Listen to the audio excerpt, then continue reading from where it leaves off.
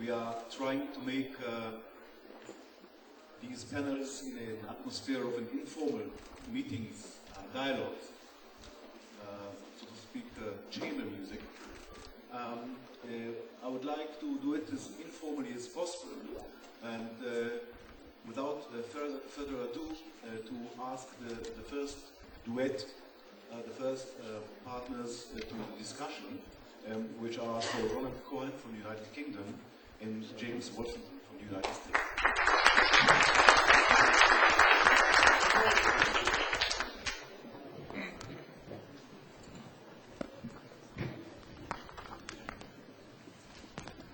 Good morning to you. I don't know if you have microphones for all, or shall we, how should we technically do this?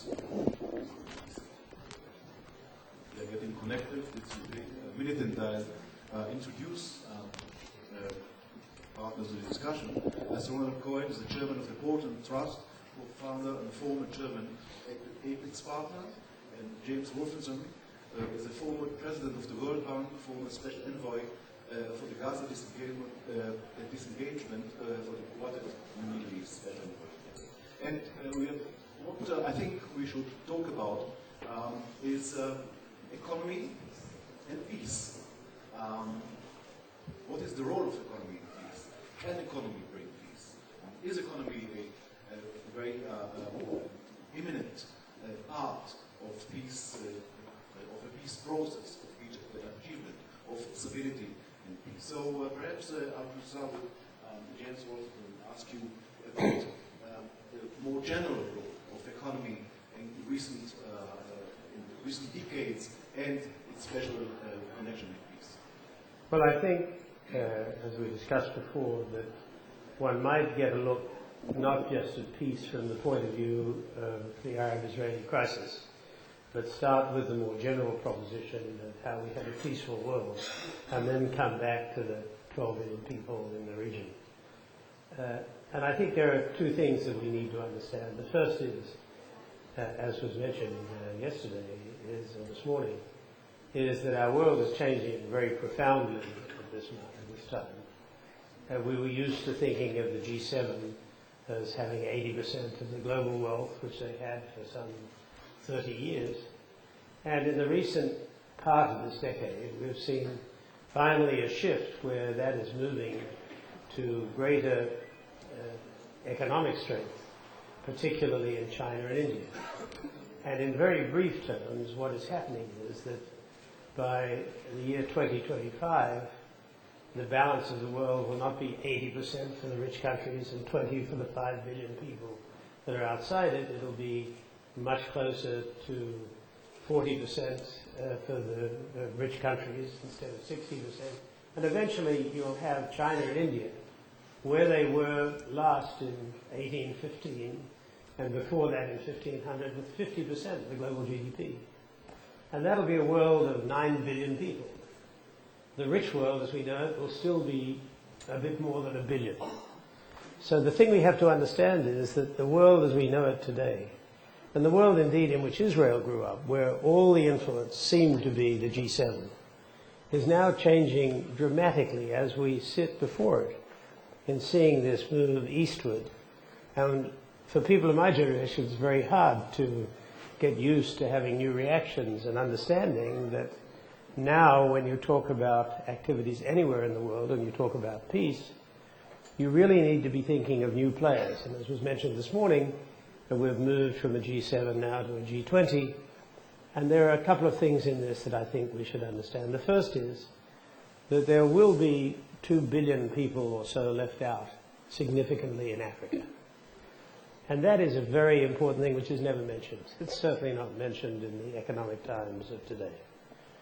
And the second thing, coming back to what will then be the case, is that Africans will have a per capita income $2,000 to $3,000. China and India will have per capita income of $40,000. Means the average Chinese and Indian will be $40,000, 20 times Africa. Let's assume we're wrong on Africa, it's double that, so it's 10 times.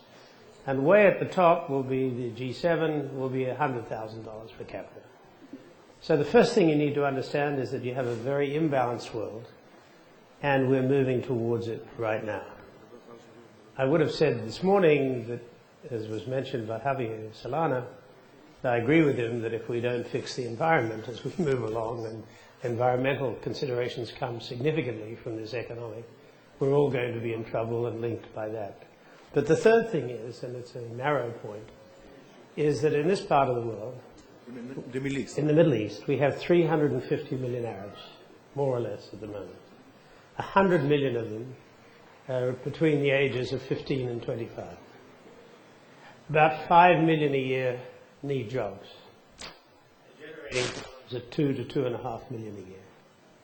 This cannot go on if you talk about stability. And getting back to your first question, all the observations of my 10 years at the bank was that if you could improve the economy, you have much less friction, you have much less angst, you have much less anger. It's quite obvious it would be true for us, it would be true for anybody. And so this issue of Israel-Palestinians is an important issue, but to the Arabs at this moment, the more significant issue is the Sunni-Shia split and the issue of youth. And they look at 11 or 12 million people in the Israel-Palestinian thing. We look at it as though it's the center of the universe. It is not the center of the universe. And so I think that what we need to get used to is the positioning of the situation here, the speed with which we, I think, should get on to having a final solution in a much better sense than the earlier one, with that phrase, but a solution between the Palestinians and the Israelis, because relatively it's becoming a less and less important issue. And I think we need to understand that very, very quickly.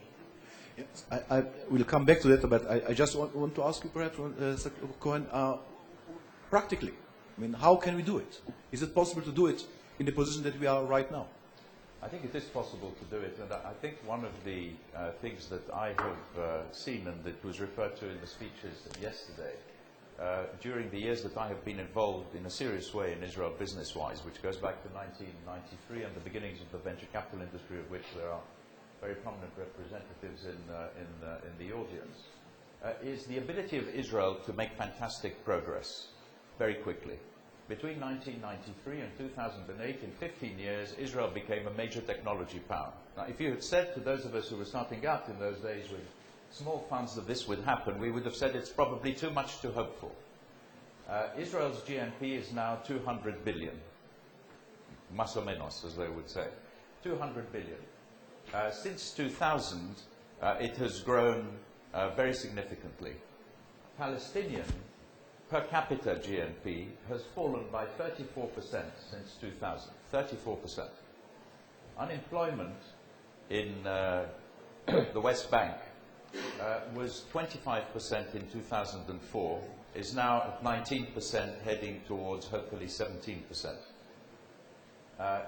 Employment by government in the West Bank is only 17% now, only 17%, down from higher levels. The private sector is beginning to create momentum for itself. If you look at Gaza, you have 40% unemployment, 50% employment by the government, and 10% employment by the private sector, as far as one can manage to analyze the information.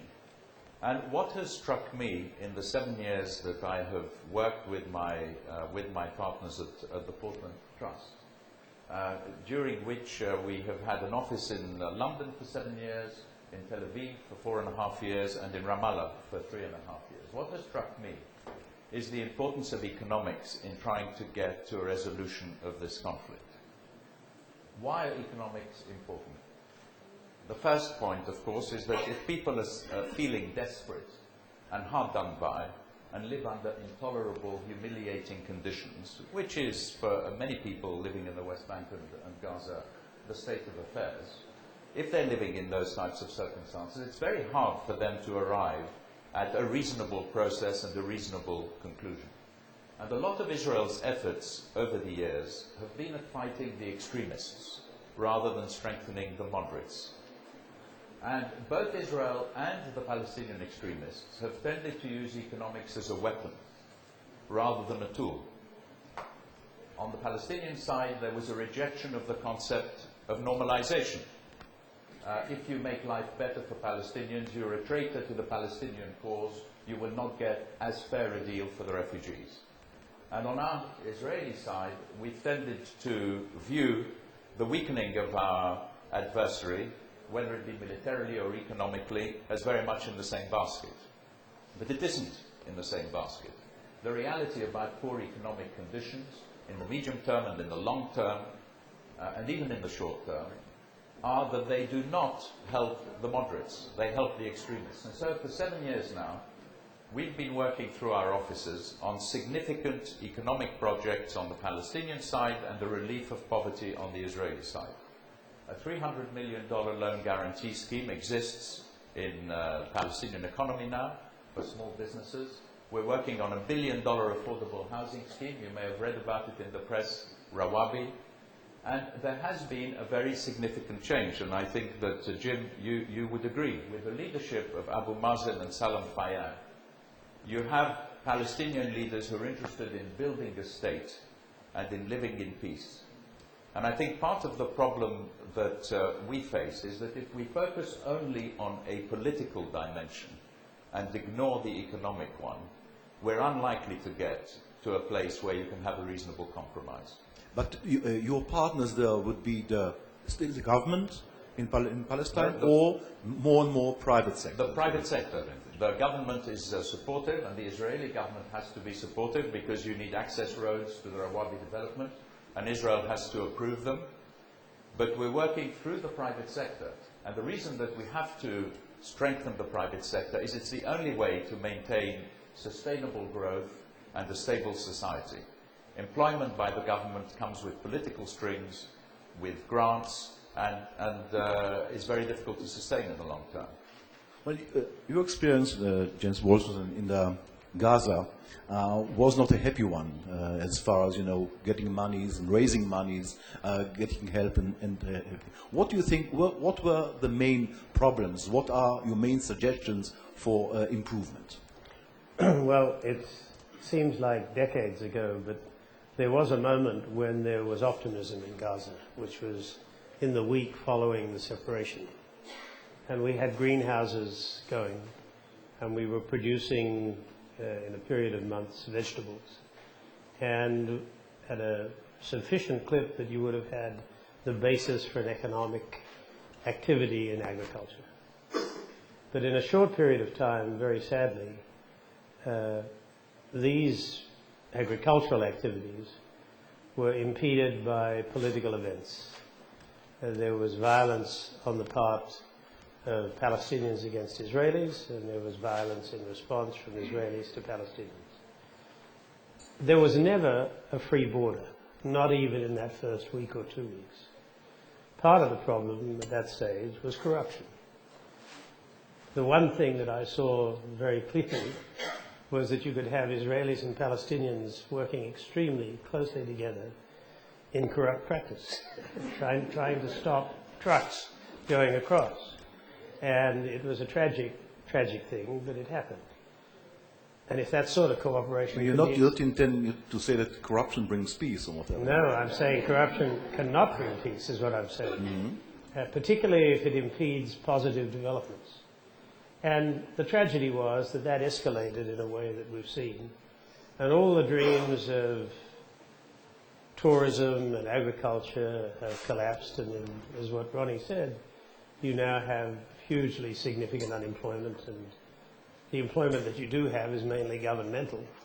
So we're in a fix in terms of Gaza. But I don't think you'll have enduring peace unless we can unite, unless the Palestinian people can unite.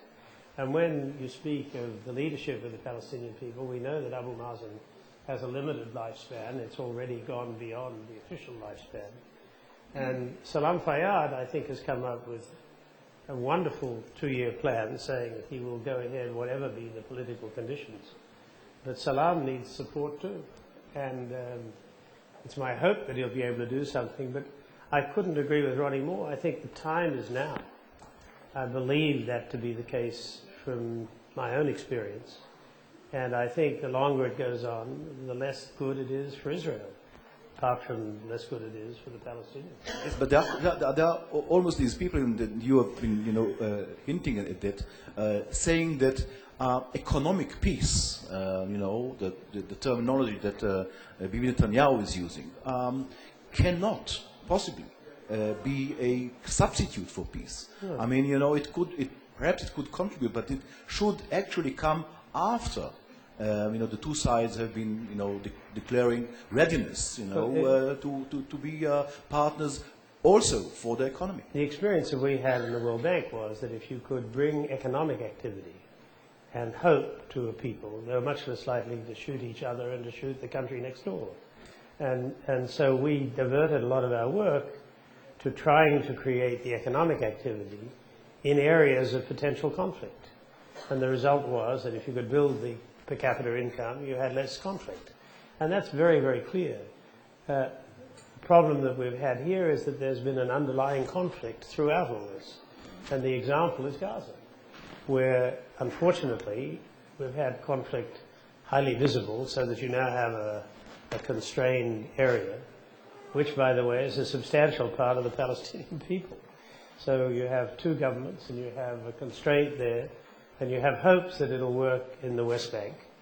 But that needs to, in my judgment, move both more quickly and seek to address immediately the question of Gaza and the West Bank. Well, on the issue of the chicken and the egg, Yes. In my book, which I'm very proud to say just comes out today in Hebrew. Congratulations. I say that to the question, which came first, the chicken and the egg, the answer is they both came at the same time. And if you think about it, it's exactly what happened. If you look at Northern Ireland, over a period of 30 years, you see a correlation between violence by Catholics and unemployment by Catholics that is so total that if I put it up here with no words on it, you would both see the trend.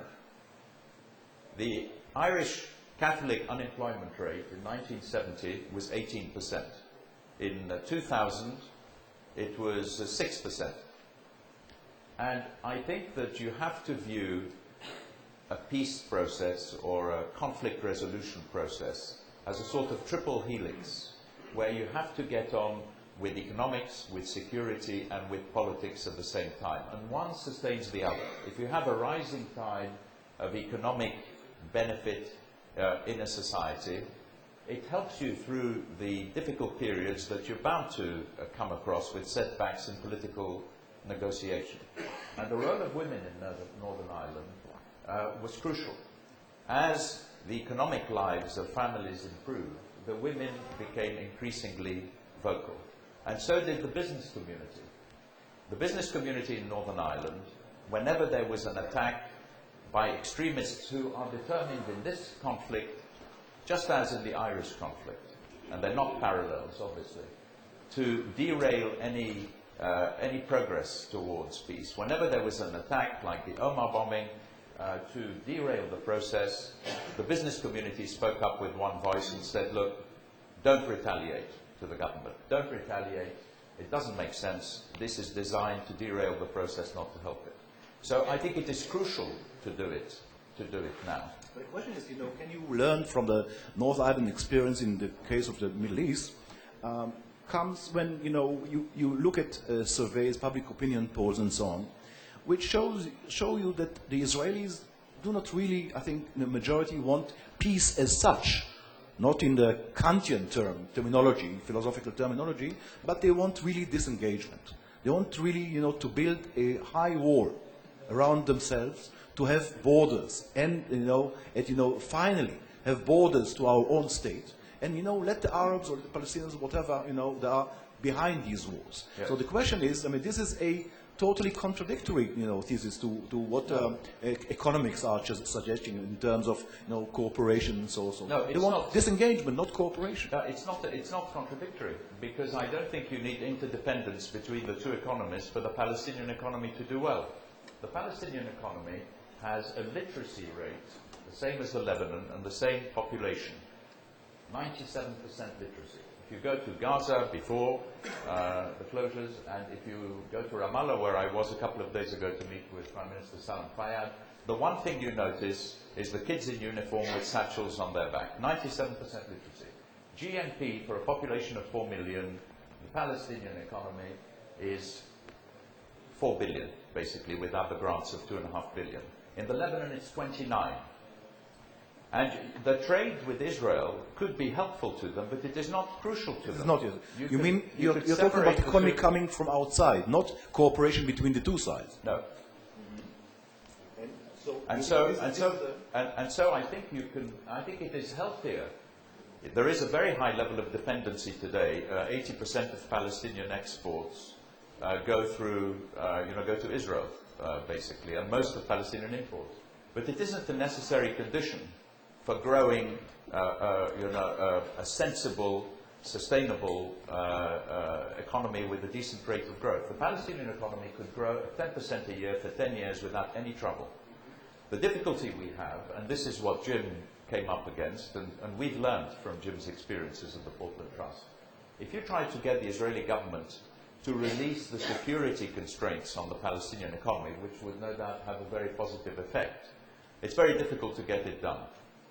And instead of relying, as Jim with the greenhouses heroically did, on a project that relies on the opening of borders for its success, we learned from that, and the affordable housing program is building 20 minutes from Ramallah, 5,000 homes. The stone is in the ground and doesn't need to be imported. The workers are there and the purchasers are there. And so we're not relying on open borders in the same sort of way. Now, if you ask yourself the question, can you go all the way with economics? Can you get to the highest rate of growth with the closures? The answer is no. If you ask yourself another question, can economics alone deliver peace? Obviously not. But can you get peace with very bad economics? I don't think so. But that means that, for example, sometimes you'll have a, conquering markets in Israel, looking at Palestine, and vice versa. And, these are also, interests that you have to take into account. I think you could do that in the second stage. I think Prime Minister Fayyad, who is one of the most unemotional, analytical, decent people, I think that we could hope to have. And I think he would grace the cabinet of most European, or all European countries. Was saying that, look, if you look from an economic point of view, having a very high growth economy in your region acts as a wheel to drive momentum in your own economy. But you don't need to create interdependence. You certainly don't need to have Arab workers coming into Israel. And in many ways, it is better in terms of dignity and pride and self-sufficiency to help the Palestinians build an economy that is independent of Israel. What is your opinion about this? I mean, you've been advocating also in cooperation, and now we're talking about independent I think economies. you have to ask the Israelis whether they want a state with a high wall around it, creating a ghetto-like atmosphere in a region of hundreds of millions of people. Maybe in the old days a wall would protect you. It is no real protection if you're talking about conflict. It may protect you from individuals moving in and out. But the issue of whether a war brings peace is something that I think the Israeli government and the Israeli people need to look at. You have to make a primary decision. Do you want to be part of the Middle East, or you do not want to be part of the Middle East? And do you want to have relations, open relations with the Palestinians, or don't you? I mean, I have a view, but it's irrelevant. The more important decision is whether, as in the past, Palestinians and Israelis want to live in a coexistence type of environment. And may I just remind you again that whether it's 11 million or 12 million in total that you have between Palestinians and Israelis, and 6 million in Israel, you are tiny in relation to the current 350 million Arabs around you. And they're going to double in the next 20 years. And so the issue looking out is, you have this wonderful utopian state behind a wall, Or do you reach out at this stage with all the difficulties and try and reach an agreement? Yes, but perhaps you are talking about an interim stage. We're not yet, in the final stage reaching peace. We still, are fighting terrorism. We're still looking at security. We're still looking at really local troubles, local considerations, and the preliminary stages of establishing a state, Palestinian state, Israeli state, and so on and so forth. That's an unarguable point in terms of current terror. But I think that what is necessary is to first look at the timing of the Israel-Palestinian agreement, assuming there will be an agreement. And secondly, what other steps are made to reach out. My understanding is that there is an attempt on the part of Israel, correctly so, to build relations with the Arab states in terms of recognition and representation.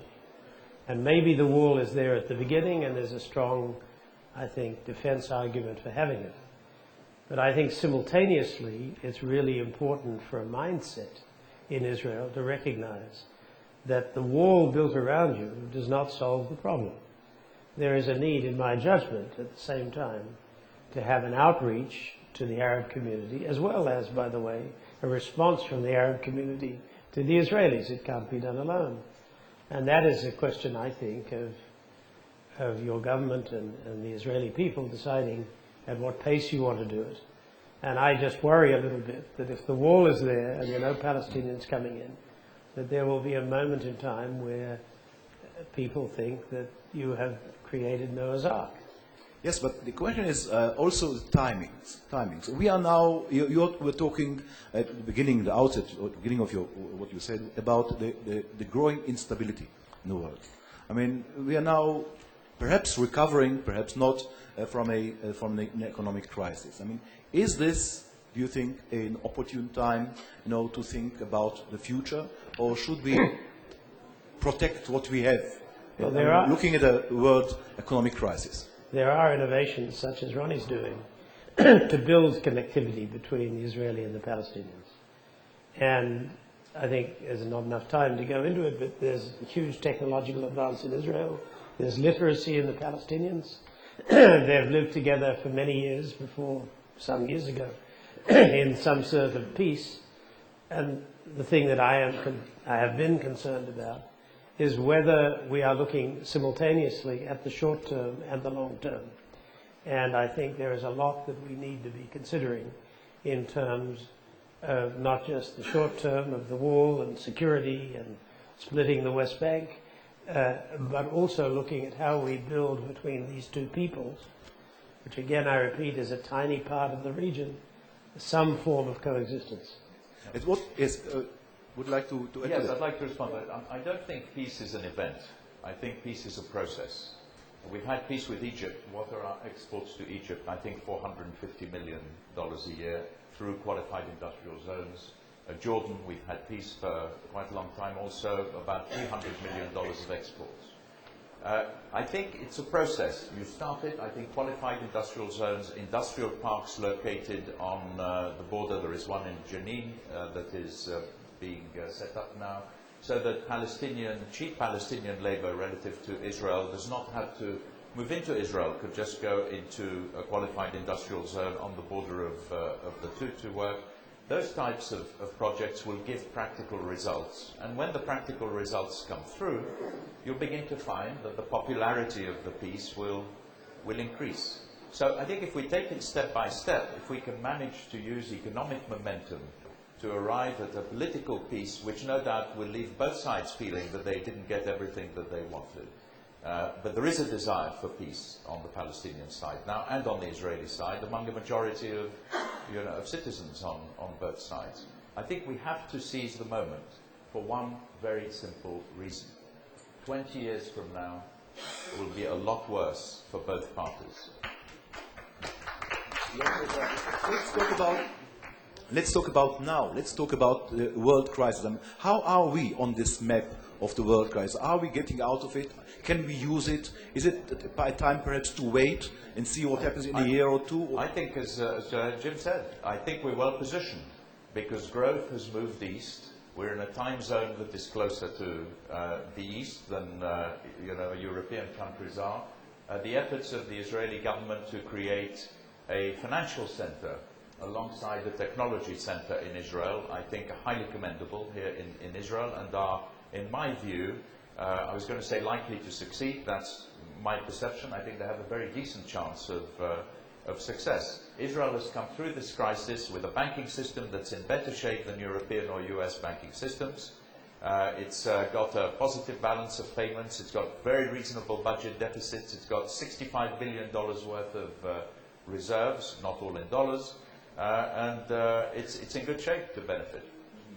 So this is, you mean, this is the time to start? I think You also say that Netanyahu's government does a better job than Olmert's government? I said that while Ehud Olmert was a great proponent of peace, the reduction in the number of checkpoints was not there.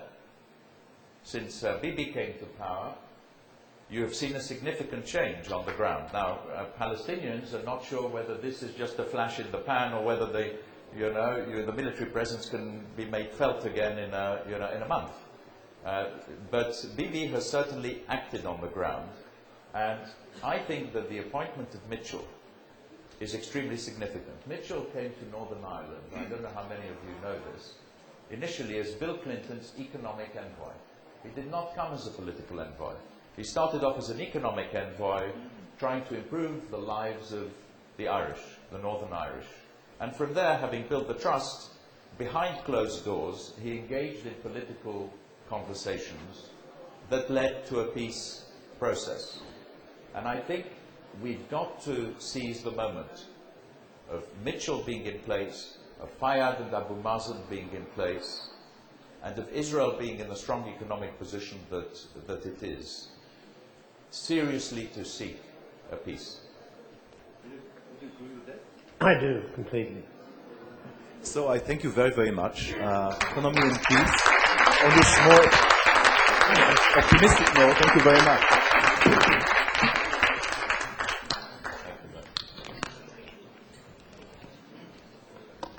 We just now finished a panel about the practice of economics. So let's move perhaps to the strategic realm. What would you like to say about this? Is Israel's strategy now? What should be Israel's strategy in a world not only of hard cash, of hard money, but also of images? Of images, okay. Probably the starting point is not to retain people like us, because this is the images. This is not about images, not about spin. It's about reality. Images are part of reality. They're part of reality. But it has got to be grounded. No amount of advertising about Israel and its virtues will address the problem unless we're dealing authentically with things about Israel that relate to the conflict, and not just the conflict as we talked about in the last session, but also the recent events, Goldstone and others in Gaza, as well.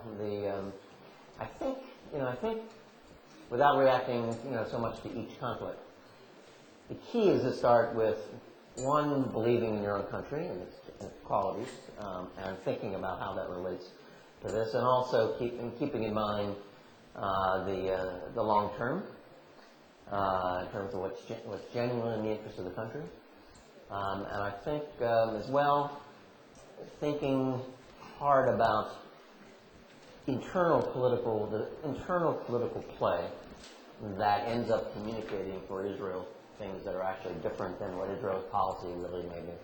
I'll go to first of all the character of Israeli society.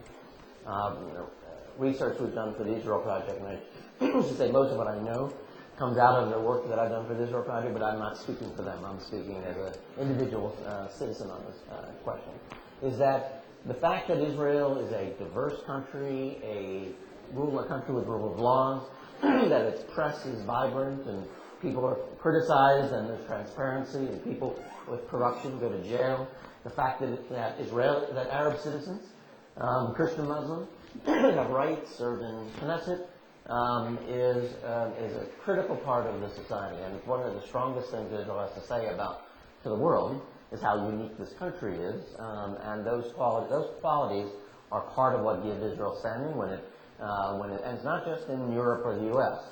Those qualities are also admired in the Arab world, and so part of this is focusing on your true strength as a. So you're talking about the Tom Sawyer syndrome, making the negative into a positive or into an asset. Well, it's not just negative into a positive. It's and I'll go to the question of Israeli Arabs. We all know that this is a complex issue for Israel, but these things have impacts, have consequences, and so for Israel to be a democratic society with civic equality is a critical part of being a democratic society that's admired. That's a model in the region and admired, in Europe and elsewhere.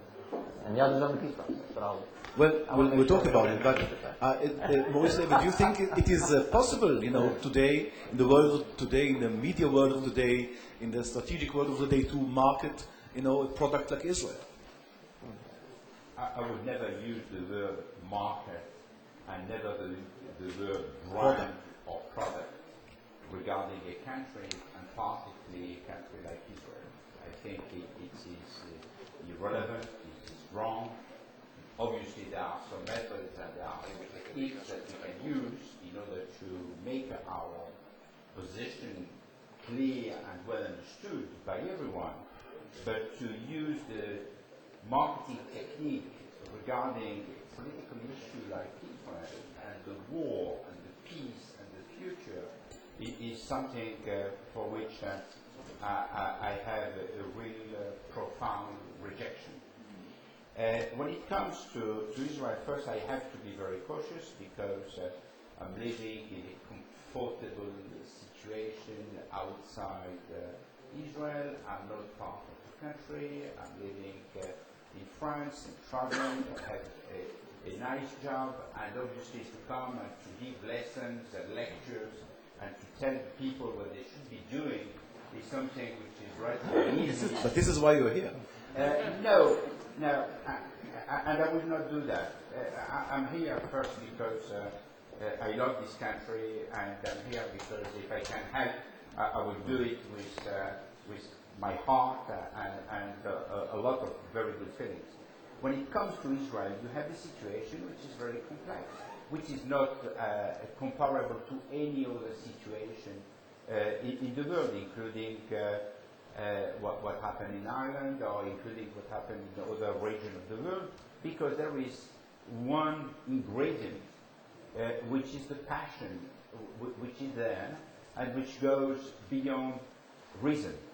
I have been working for a peace campaign, and I was very proud of what we have done because we have worked with Israelis and Palestinians. Can you tell us a little bit about it? Yes, and it was a process that I initiated with the Shimon Peres Center of Peace, and we brought in some Israeli people, some Palestinians. It was very difficult. They were going through the roadblocks, through a lot of checkpoints, and it took them most of the time 4 or 5 hours to join a meeting. So it was not easy for them. And in the meetings we had, at the point in time where we were trying to get them together to see what kind of script, what kind of story we could work on. And very often we had a crisis in the meeting because people were saying, no, I'm sorry, you cannot speak about the blood of Jews the same way you speak about the blood of Palestinians.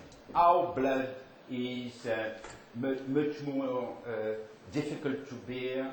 Our tears are more important. What happened to us is more important. And you had this kind of debate which was showing how passionate the situation was. I have, so from this experience, which was so strong and emotionally something I will never forget, and probably one of the most interesting experiences in my life, I brought a few lessons.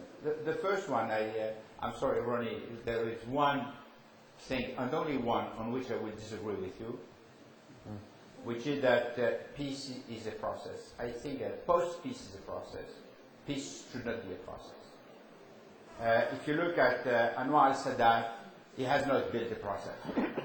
He made a declaration, he said, I'm ready to meet, I'm ready to come to Jerusalem, I'm ready to make peace.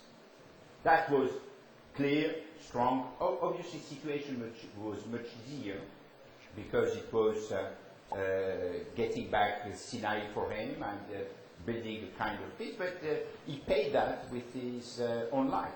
I would say we're still in the peace process with Egypt now.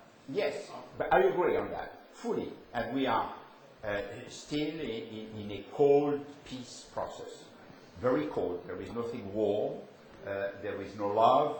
And we are not making any love with the Egyptian, unfortunately. So I believe I'm speaking, it is an image.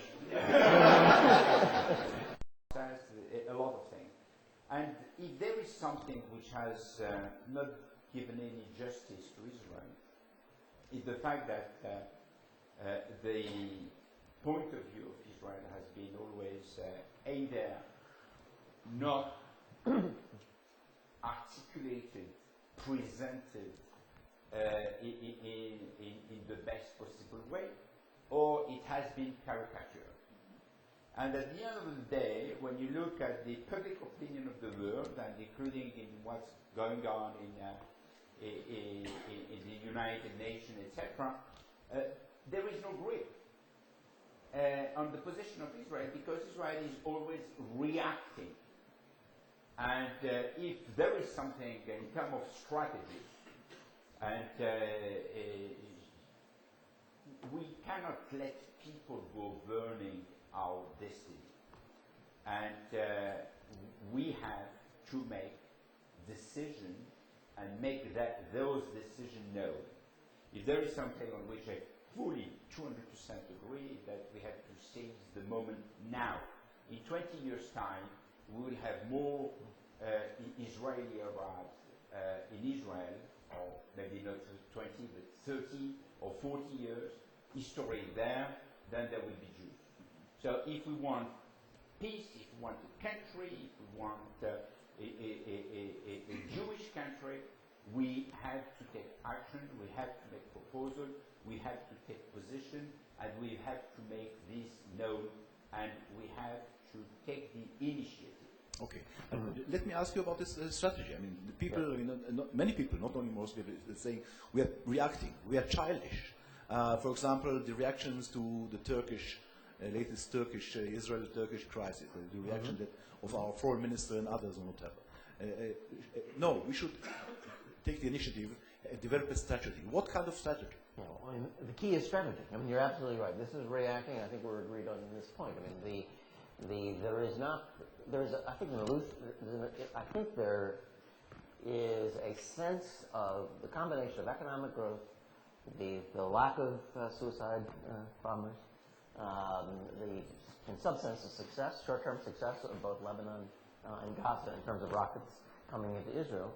I think leads Israel to believe that they have a period of space, they have time to wait, why change? I think that's the biggest danger, is that sense that the status quo can survive.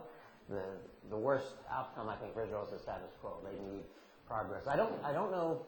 I think the start of strategy is to know where you want to go, and it's critical for Israel. I said before. You are saying that the first stage should be to recognize that we have a problem. Well, and one, recognize the problem. Two, that even though there was, I think, great love of the previous administration in the United States, not having movement is, I think, a great threat to Israel. Israel needs movement. Now, it also needs to know where it wants to go. It needs to be clear about its goal. It needs to be about communicating its goal. If it's clear about where it wants to go and communicating its goal, it doesn't have to react to each event in a way that is defensive. Right now, it plays out its domestic politics in its whole public face. That it looks like a grudging participant in the process for peace. Very, very grudging. Israel's strength at key historic moments has been the sense in the world that it's been willing to make enormous sacrifices, that the leaders have stepped up and have said to the country, we have to make these big choices, whether it's in 48, whether it's with Egypt. We make big choices, giving up Arab lands for peace. We're a country willing to do that. We take the risks. And we always have to have that as part of our strategy, knowing where we want to go. Now, on the question of big moment versus process. This is like, in some sense, it's almost impossible to get peace, but you have to have peace. You can't get a two-state solution, but you have to have a two-state solution. When Barack said, Oslo, he never liked Oslo, and you're spending all your political capital at each moment in the process. Why not go to put all the issues on the table and try to resolve this in a big way? Like he did in 2000. Right. But I've also watched how impossible that was to achieve. Trying to settle all those issues at once is also a blockage. I'm almost of the view that we need to go back to Oslo, that we need to go back to a belief in process. I think President Perez, understands that sense that there always has to be a process. There always has to be movement, even if those are small movements. As long as you have a sense that you know the end game, those small steps give a sense to all parties, to their own constituencies, that there's some benefit in carrying forward. Yes. Okay, I have a slightly different point of view. I think that if we go through a process, there will be so many issues, so many problems which can come in the middle of the process, the suicide bombing, etc. We have been through that. It will not happen. At the end of the day, we will not be able to solve the issues.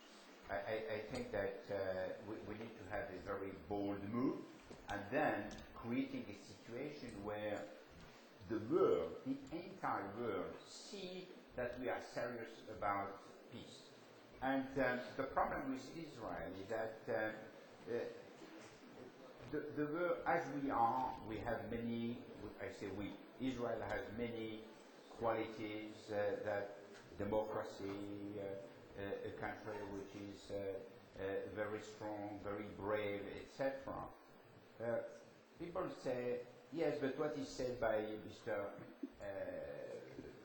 Olmert will not be the same by Mr. Netanyahu. What will be said by Mr. Netanyahu is not exactly what will be said by Livni, etc., etc.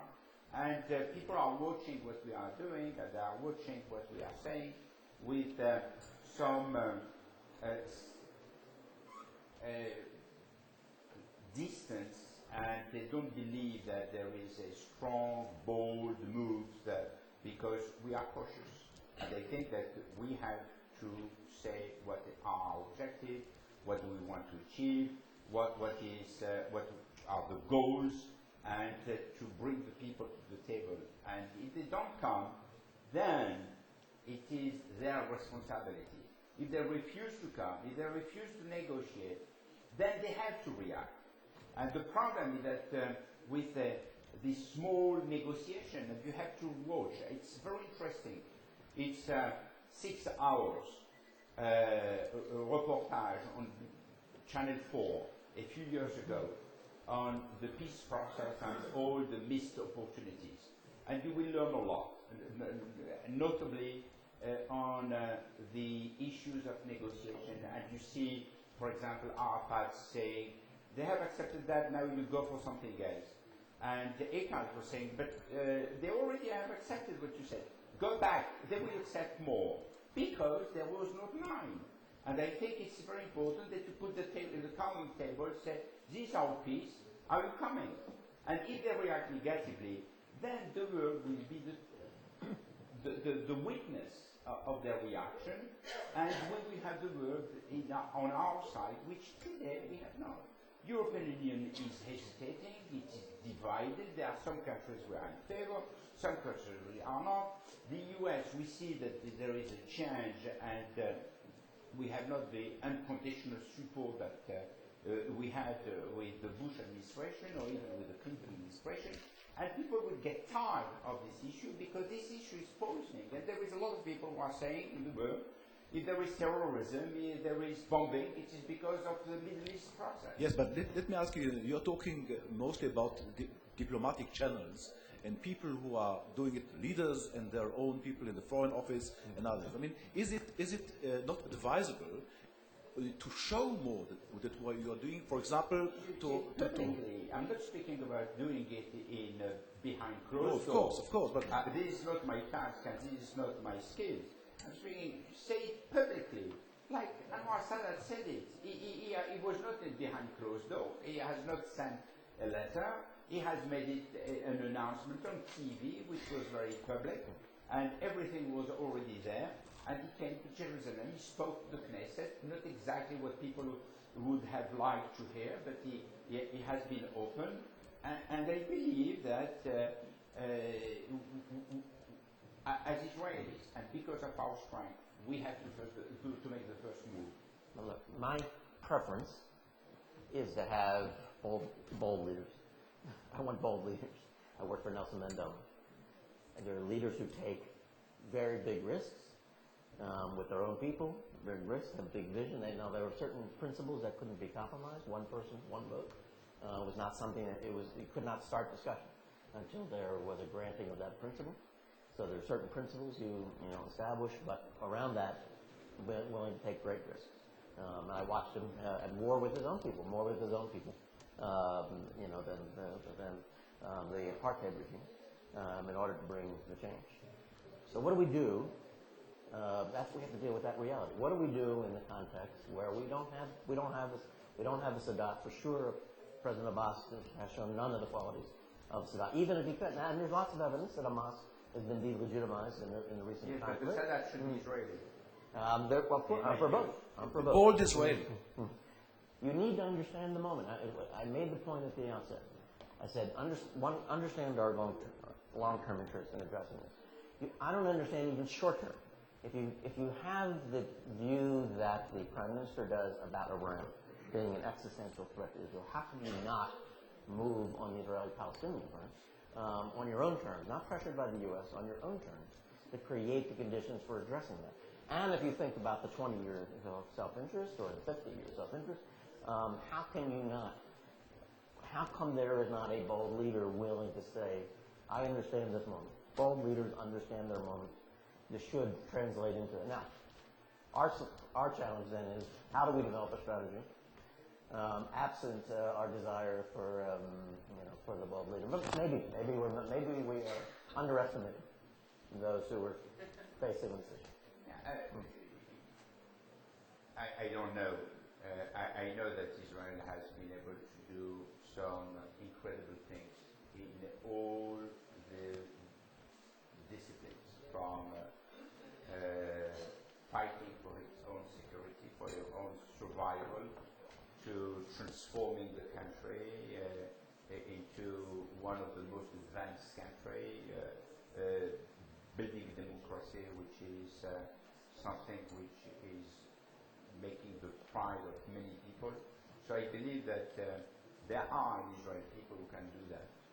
What they need is to do not think about their political career, but to think about history, and to think how they can make history, and not history making history. Yes, but what can we do that the last leaders that we had were mostly tied by coalitions, and these coalitions, were so fragile in Israel.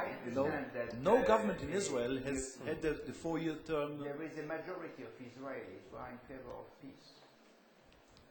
So if this majority exists, in that case, there must be a political man, a grand political man, who can stand and say exactly the truth, and we will see if the Israeli people are in favor of peace or not. There's a majority in this Knesset that would support a Prime Minister who should be pitched between a political man and the population. And as all these people are elected through a very bad system, which we have imported from UK, so everything is not good from UK. No, wish we had imported. We'd take that system. No longer. Sorry? No, we'd take that system. We'd take the UK system. The fundamentals. Yes, but Fundamental. And we have to put the politician and the elected people in front of the people of Israel. And it is, we have to address the people of Israel, not the politician, not the Knesset. Okay, I'm going beyond what I should be doing because I should not do that as do you think it's possible? Do you think this vision is possible to implement in reality? Well, you know, I wrote a book, and one of the reflections, Dispatches from the War Room, one of the reflections at the end of the book was about the polling that I did during the Camp David process. Before Camp David negotiations, in our research, 2/3 said an agreement that divided Jerusalem was not acceptable. At the end of the Camp David agreement, a majority supported an agreement with a divided Jerusalem. Things that were common sense after that discussion that were now possible weren't possible. So my view is that Israel in particular, when it faces big moments of change with leaders who are willing to talk honestly with them about change, I think the country responds. I think it's right. So we just have to recognize that the big moment is around the corner. Here. Around the corner. it's now. It's here. It's now. It's now. now. We agree. It's today. Young. מהיום למחר. Thank you very much.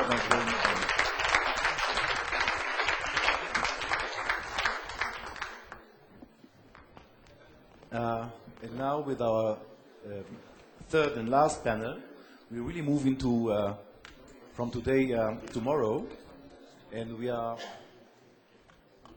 inviting Arel Margalit, who has a PhD in philosophy, founder and managing partner, Jerusalem Venture Partners, and contributed to putting Israel on the technology and innovation map, former director of business development in the municipality of Jerusalem, and Ben Silverman, who is a co-chairman of NBC Entertainment and Universal Media Studios, Emmy-winning executive producer of shows like The Office, Ugly Betty, Tudors, and many others. You're expert on these. Founder of Ugly Betty. Yes. Ugly Betty.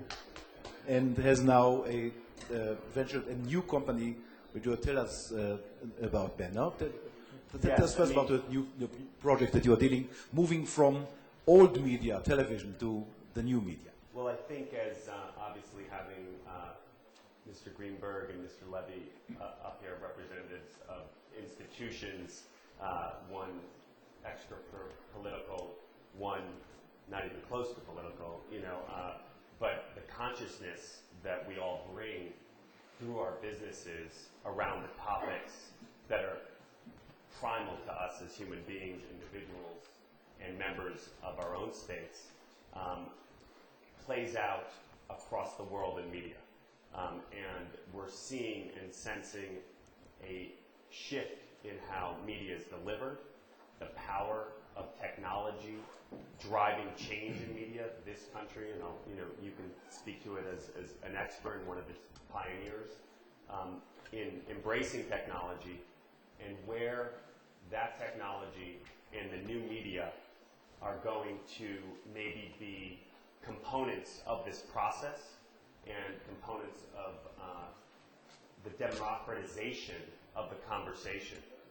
And we were speaking earlier, and you mentioned something around the individual, and it may be one Shifting the man paradigm to the individual. to the individual, and it may be the need for the one leader to emerge, an individual, but it's the collective of these individual thoughts coming together, and we're seeing, I think, lots of opportunities to tap into that through what technology has enabled in new media, and now it needs to be harnessed for things other than a matching up with someone to have a date or whatever some of the applications are.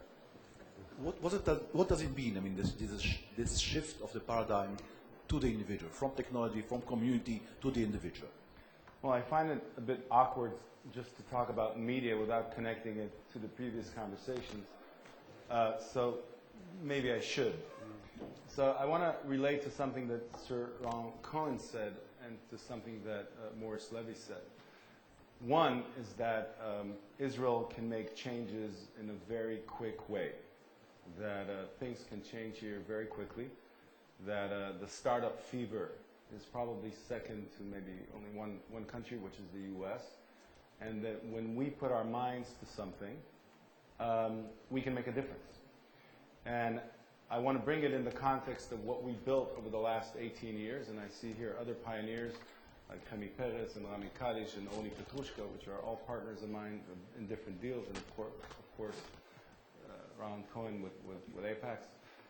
In the last 18 years, Israel, and primarily in the 90s, created a high-tech industry which is probably second, which is unprecedented. If you look at what happened here, we build more companies faster than any other region in the world. And in essence, what we did is we built the technology infrastructure for the world. And there were two giants that told us what to do. One were the big communication companies, and the other were the big enterprises. But in 2001, and I was living with my family in Tribeca for a few years, people told me, oh yeah, you'll move to New York, you'll rest a little bit, because we live here in Karen, in Jerusalem. And we saw live that the world in its old form collapsed. And what happened was that I think that a lot of the premium that we were getting, and there's some people here that helped build companies that were the stars of Israel in the 90s, just in core technology, we were not getting anymore. And so in JVP, Jerusalem Venture Partners, we had to do a big paradigm shift. And the paradigm shift was from being the R&D center of the world to Israel becoming the creative hub of the world. And that means that engineers, as much as they're important only, don't rule. They collaborate. One of our biggest companies here in Jerusalem is a feature film animation studio which creates feature films and also a big web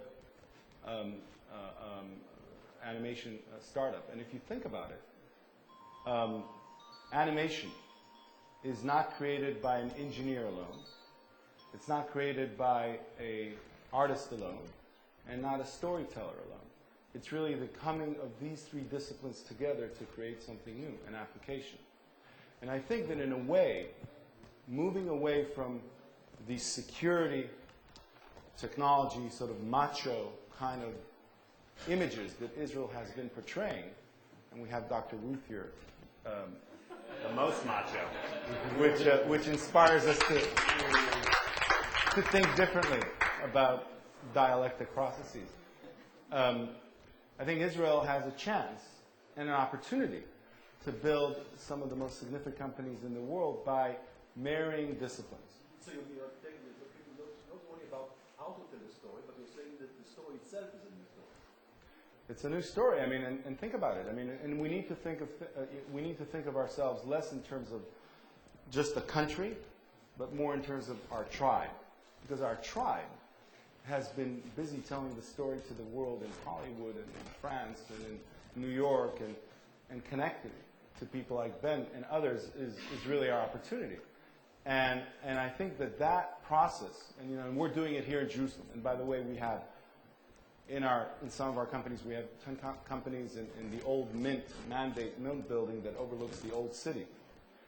One of our last plays, and we don't publicize this as Arab and Israeli, but one of our last plays in the Performing Arts Center next door that we built was Salome, Oscar Wilde.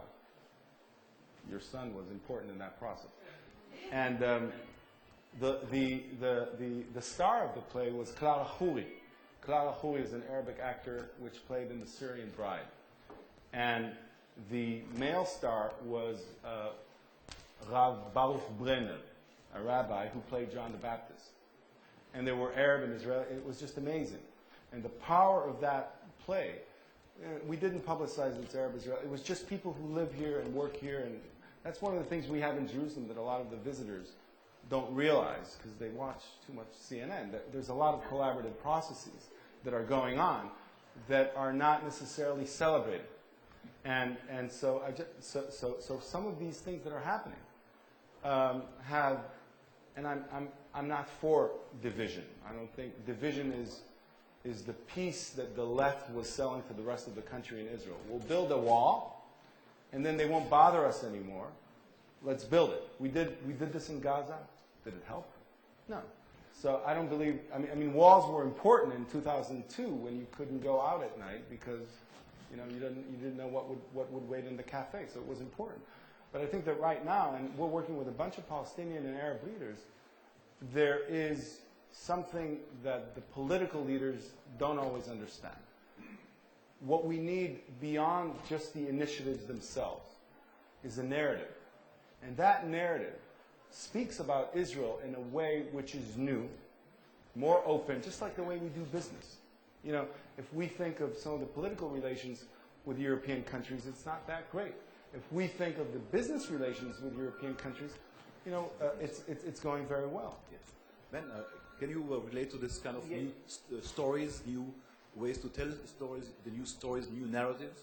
I really have built a business previously on selling intellectual property. And the intellectual property that I found tended to come out of the base in Hollywood, but also it emerged in places like Holland, which is a country that actually looks like Israel in terms of the percentage of people with cable television, the percentage of people with cell phones, the percentage of people able to access the internet and information. And in that country, their creative work started to happen, and they used that country as a laboratory in the same way that you've used it as a tech laboratory to then export to the rest of the world. And you saw that happen in some other countries. And the first 10 years that I was doing that, I sold probably hundreds of ideas to Israel. Actually gave them at a discount, just so you know. But I did. Including The Biggest Loser, including 30 Days, including The Office, including Ugly Betty. And I wanted to buy ideas from Israel. And I would call on my friend Avi at Keshet, I'd call on my friend at Rishet, I would try and meet and find producers. And obviously in a small country with less money to invest in new ideas, I think some of the military establishment helped kind of build the technology establishment, and that didn't exist on the creative establishment. And I found a show called The Vault, as an example, from 5-6 years ago. But over time, you've seen a shift even in that, and you're starting to see the intellectual property base, and that's why I was so fascinated, from Israel also start to emerge. And we have shows now coming out of Israel all around the world, like In Treatment, the show that I'm sure many of you are familiar with. Only an Israeli show would take place in a psychiatrist's office, but that's a whole other question Dr. Ruth will talk about later. But that guy's good. And the Israeli version is much better. but of course, the Israeli arrogance we don't have right there. But where I'm going is storytelling and the narrative. I am one of these people who believe John Wayne won the Cold War. I believe the blue jeans and the Marlboros are what broke down the divides that existed as we were having an arms race, as we were blowing up. I just think that kind of access to the story you've all spoken about that is so unique to Israel, this democracy in an area surrounded by undemocratic states, this willingness to innovate, this desire of any success in doing any business with Palestinians, for example, or our countries around us? I have never ventured into Palestine, into the occupied territory, into whatever the language is of where I would go. And, because we are living.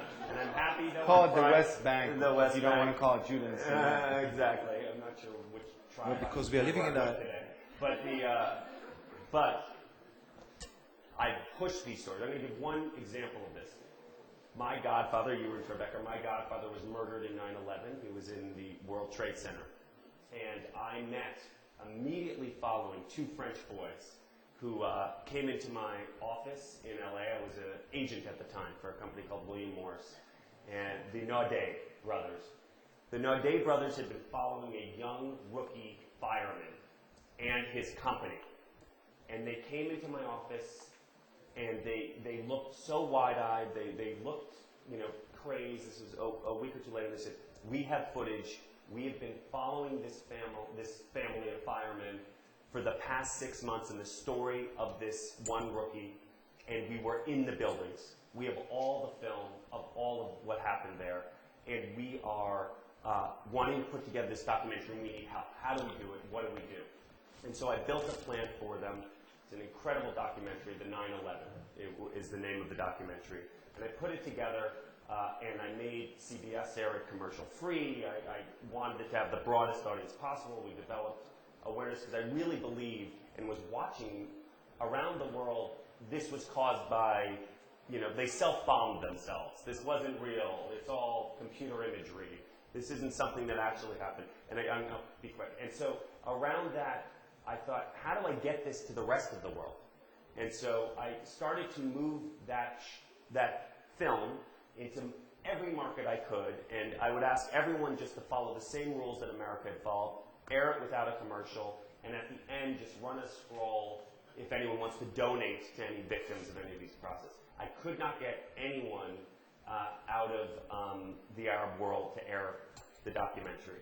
I finally found one satellite company based out of Dubai, MBC, Middle Eastern Broadcasting Corporation, and I gave it to them, to just put on under the, with less printers, and they did. And we got so many letters and notes and calls and emails and reaching out. I didn't know. That's one small example, but everyone in my field needs to have that light on as they approach what they do every day. And I just think there is power in all of that. And I think new media is going to open up that power even more, because I won't need an NBC to get that seen around the world. What's your vision about this? For example, the sea of media. We have so many hundreds of satellite stations, of television, whatever, around us. Yes, in the Arabic language and in other languages, of course, which are becoming more and more international, broadcasting all around us. I mean, is there a way, to approach this world? Well, I think there is actually. We have a company that we created with the former head of Sony, Mickey Schulhoff, which is basically licensing all the content from the large studios in Hollywood and offering that as part of a web conversation, a mobile conversation license. With premier American content. But we're talking about other markets as well. Obviously, the French market is somewhat of a special market. Bollywood is somewhat of a special market. And guess what? India. And guess what? The Arab market is a special market as well. I mean, there's a bunch of Arab films and there's a bunch of things to do. And right now, this little company, which is still fighting for its position in the world, is really interested in, and Jerusalem has this advantage that you don't have to, the Arab population is here, the Jewish population is here, and so one of the initiatives that we're talking about is doing it for the Arab world with licensed content to that world. It's not always easy, and because it needs to be legitimate, and one of the things is that not every venture that you do is legitimate. But I think that maybe the high-tech industry in Israel could be a little bit of a simile to what could happen in the peace process. If you look at how business was done in Israel up until the high-tech era, it was primarily done with government control in a little bit of a Bolshevik way, because, including my grandfather, they came from Russia, and we were influenced by the Russian Revolution. Our forefathers were not liberals and capitalists like Jefferson and some of the other guys in the U.S. And it was important, but I think that we introduced a new language in the business which stated a few things. One, we are international. We are open to cooperation.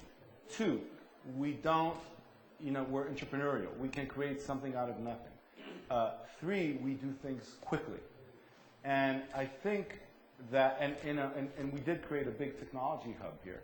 And I think that, in the last 20 years, in the next 20 years, Israel because it's caught, India's catching up and China is catching up if we just stick with technology.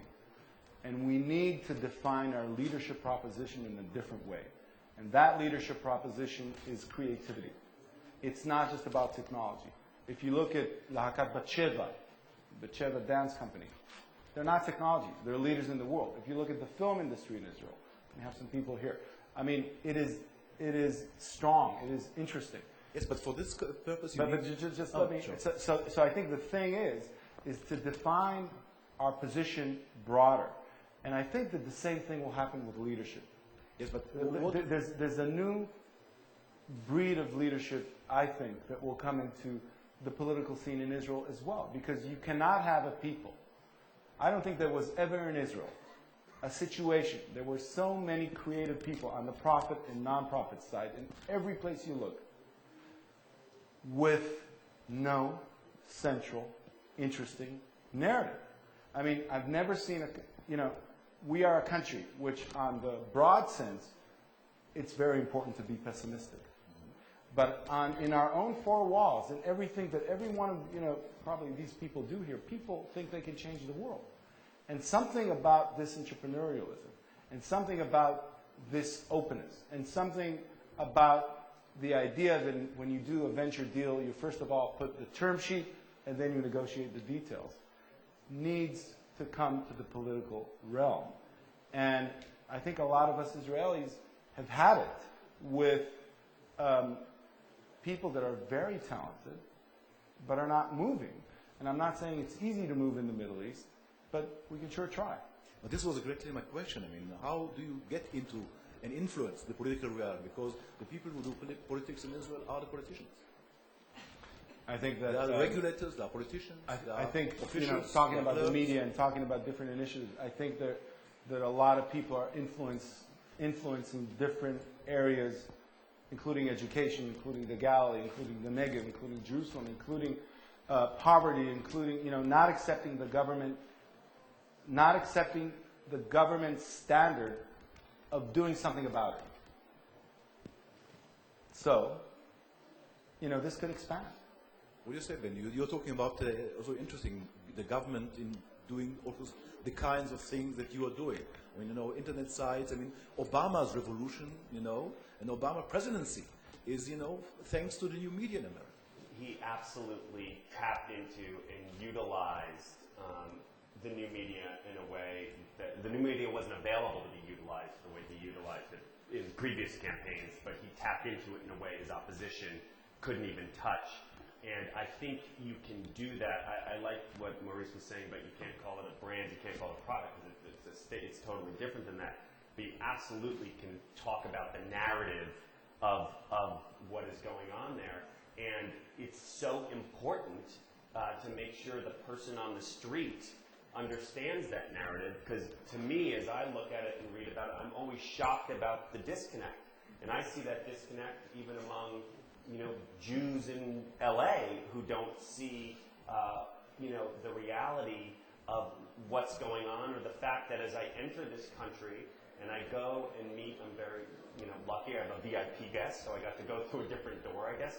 But, and the woman stamping my passport says to me, do you want me to stamp your passport, or do you not want me to stamp your passport? Because if I stamp your passport, you can't go to these 7 countries.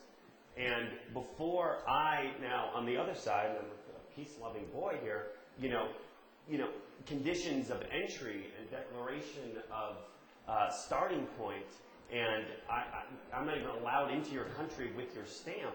You're not allowed into my country unless you go through my roadblock. Those are so paramount, and that's not out there. And that narrative of the reality of that little moment doesn't play out. No one knows that. No one sees that. It's not until you arrive or that you've read your guidebook they're even aware that there are, the fact that we have given a platform to a Mechajon, to say things like, I want to destroy this country, and if we even somehow say, we have to lead with the violin. We have to get back to that. You have to figure out a way again, to get the true stories out there And we've wrapped ourselves in the shield and the bayonet, but we have to, wrap ourselves in the doves and the violin again. And I don't know how to drive that. I have nothing to do with politics. All I know is how to tell a good story and to make people connect with the emotional piece of that story. And I think there's an emotional, powerful narrative of Israel that isn't out there. And every time I look around the world and see the people speaking up for or representing Israel in any of those platforms, they're not delivering on the methodology of anyone in this room. And that's a place, I think all people from all fields like ours could help address, influence, and potentially engage. And it's exactly why I'm here today and flew in to be here.